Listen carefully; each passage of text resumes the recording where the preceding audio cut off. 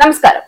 പശ്ചിമേഷ്യ വീണ്ടും അതീവ അപകടകരമായ ഒരു വഴിത്തിരിവിലേക്കാണ് നീങ്ങുന്നത്. UAE-യിലെ ബറാക്ക ആണവ നിലയത്തിന് സമീപമുണ്ടായ ആക്രമണവും സൗദി അറേബ്യയെ ലക്ഷ്യമിട്ട ഡ്രോൺ നീക്കങ്ങളും ലോകത്തെ വീണ്ടും വലിയ യുദ്ധഭീതിയിലേക്ക് തള്ളിവിട്ടിരിക്കുകയാണ്. എന്നാൽ ഈ സംഭവങ്ങളെക്കാൾ വലിയ ചർച്ചയാകുന്നത് ഇറാൻ ഉയർത്തിയ ഗുരുതര ആരോപണമാണ്. അയൽ രാജ്യങ്ങളെ ആക്രമിച്ച് അതിന്റെ പഴി ഇറാന്റെ മേൽ ചുമത്തി യുദ്ധക്കുരുക്കിൽ നിന്ന് രക്ഷപ്പെടാനാണ് അമേരിക്ക ശ്രമിക്കുന്നത് എന്നതാണ് ടെഹ്റാന്റെ വാദം. അമേരിക്കയും അതിന്റെ സഖ്യരാജ്യങ്ങളും ഇത് പൂർണ്ണമായും തള്ളിക്കളയുമ്പോൾ സത്യം ഏത് വശത്താണെന്ന ചോദ്യമാണ് ഇപ്പോൾ അന്താരാഷ്ട്ര രാഷ്ട്രീയത്തിന്റെ കേന്ദ്ര വിഷയമായി മാറിയിരിക്കുന്നത്. ഇറാനുമായി നിലനിൽക്കുന്ന യുദ്ധക്കുരുക്കിൽ നിന്നും രക്ഷപ്പെടാൻ അമേരിക്ക ബോധപൂർവ്വം ശ്രമിക്കുകയാണ് എന്നാണ് ഇറാൻ ആരോപിക്കുന്നത്.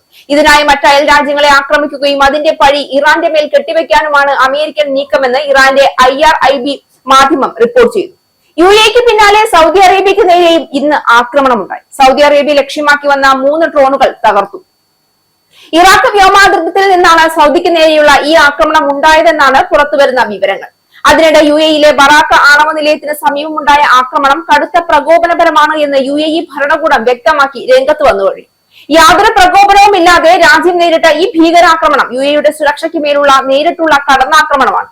ഇത്തരത്തിലുള്ള ആക്രമണങ്ങൾ ഒരു കാരണവശാലും ക്ഷമിക്കില്ല എന്നും ഔദ്യോഗിക പ്രസ്താവനയിലൂടെ UAE വ്യക്തമാക്കി. ഈ ആക്രമണത്തെ ഗൾഫ് രാജ്യങ്ങളായ കുവൈറ്റും ഖത്തറും കടുത്ത ഭാഷയിൽ അപലപിക്കുകയും UAE-ക്ക് ഐക്യദാർഢ്യം പ്രഖ്യാപിക്കുകയും ചെയ്തു. മേഖലയിലെ പുതിയ പ്രതിസന്ധിയുടെ പശ്ചാത്തലത്തിൽ സമാധാനം ലക്ഷ്യമിട്ട് ഖത്തർ പ്രധാനമന്ത്രി ഇറാനുമായി നേരിട്ട് സംസാരിച്ചു. മേഖലയിൽ സമാധാനം പുനഃസ്ഥാപിക്കുന്നതിനെ മുൻനിർത്തി ഇരു രാജ്യങ്ങളും പ്രവർത്തിക്കണമെന്ന് അദ്ദേഹം ആവശ്യപ്പെട്ടിട്ടുമുണ്ട്. ഇതോടൊപ്പം തന്നെ പാകിസ്ഥാനുമായും ഖത്തർ ഔദ്യോഗികമായി ചർച്ചകൾ നടത്തിയിട്ടുണ്ട്. ബറാക്ക ആണവ നിലയത്തിന് സമീപമുണ്ടായ ആക്രമണവും സൗദിക്ക് നേരെയുള്ള ഡ്രോൺ നീക്കങ്ങളും അന്താരാഷ്ട്ര തലത്തിൽ വലിയ ചർച്ചകൾക്കാണ് നിലവിൽ വഴിവെച്ചിരിക്കുന്നത്. ഇറാന്റെ ആരോപണം വെറും വികാര പ്രകടനമല്ല എന്ന വിലയിരുത്തലും ചില അന്താരാഷ്ട്ര നിരീക്ഷകർ മുന്നോട്ട് വയ്ക്കുന്നുണ്ട്. കഴിഞ്ഞ കുറച്ചു മാസങ്ങളായി പശ്ചിമേഷ്യയിൽ നടന്ന ആക്രമണങ്ങളുടെ മാതൃക പരിശോധിക്കുമ്പോൾ നേരിട്ട് ഏറ്റുമുട്ടുന്നതിന് പകരം പ്രോക്സി യുദ്ധം ശക്തമാകുന്ന സാഹചര്യമാണ് കാണുന്നത്. UAE, Saudi Arabia, Iraq, Hormuz കടലിടുക്ക് എന്നിവിടങ്ങളിൽ ഉണ്ടാകുന്ന ആക്രമണങ്ങൾ ഓരോ തവണയും ഇറാനെ അന്താരാഷ്ട്ര സമ്മർദ്ദത്തിലാക്കുന്ന രീതിയിലേക്കാണ് കാര്യങ്ങളെ നീക്കുന്നത്.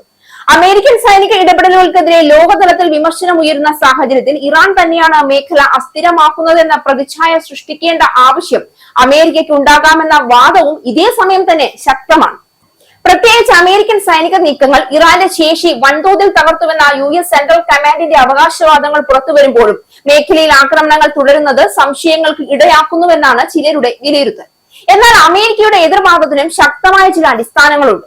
ഇറാൻ പിന്തുണയ്ക്കുന്ന ഹൂത്തി, ഹിസ്ബുള്ള, വിവിധ ഷിയ സായുധ ഗ്രൂപ്പുകൾ തുടങ്ങിയ പ്രോക്സി സംഘങ്ങൾ വർഷങ്ങളായി ഗൾഫ് മേഖലയിൽ ആക്രമണങ്ങൾ നടത്തിവരുന്നതായി അമേരിക്കയും ഗൾഫ് രാജ്യങ്ങളും ആരോപിക്കുന്നു. സൗദി അറേബ്യക്കെതിരായ ഡ്രോൺ ആക്രമണങ്ങളിലും ഹോർമൂസ് മേഖലയിലെ സംഘർഷങ്ങളിലും ഇറാന്റെ സാങ്കേതിക പിന്തുണയുണ്ട് എന്ന ആരോപണം മുൻപ് പലതവണ ഉയർന്നിട്ടുണ്ട്. ഇറാൻ നേരിട്ട് ആക്രമണം നടത്തിയില്ല എങ്കിലും അതിന്റെ സ്വാധീന വലയത്തിലുള്ള സംഘടനകൾ വഴിയുള്ള സമ്മർദ്ദ രാഷ്ട്രീയം തുടരുന്നുവെന്നാണ് അമേരിക്കൻ നിലപാട്. ഇറാന്റെ ആരോപണത്തിൽ മറ്റൊരു രാഷ്ട്രീയ വശവും കാണാം.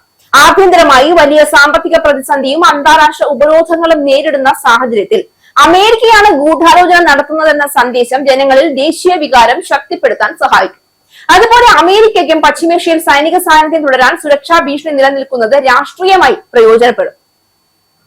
അതുകൊണ്ട് തന്നെ ഈ പ്രത്യാരോപണങ്ങൾ വെറും സുരക്ഷാ വിഷയമല്ല, മറിച്ച് ശക്തി രാഷ്ട്രീയത്തിന്റെ ഭാഗമാണ് എന്നാണ് നിരീക്ഷകർ ചൂണ്ടിക്കാണിക്കുന്നത്. സത്യം പൂർണ്ണമായി പുറത്തു വരാത്ത ഒരു സൈബർ യുദ്ധത്തിന്റെ കാലത്താണ് ലോകം ഇപ്പോൾ ജീവിക്കുന്നത്. ആരാണ് ആക്രമണം നടത്തുന്നത്? ആരാണ് അതിന്റെ രാഷ്ട്രീയ നേട്ടം കൊയ്യുന്നത്? ആരാണ് യഥാർത്ഥ ഇര? ഈ ചോദ്യങ്ങൾക്ക് വ്യക്തമായ ഉത്തരമില്ല. പക്ഷെ ഒരു കാര്യം വ്യക്തമാണ്, പശ്ചിമേഷ്യയിലെ ഓരോ ഡ്രോൺ ആക്രമണവും ഓരോ ആരോപണവും ലോകത്തെ വലിയ യുദ്ധത്തിലേക്ക് കൂടുതൽ അടുപ്പിക്കുകയാണ്.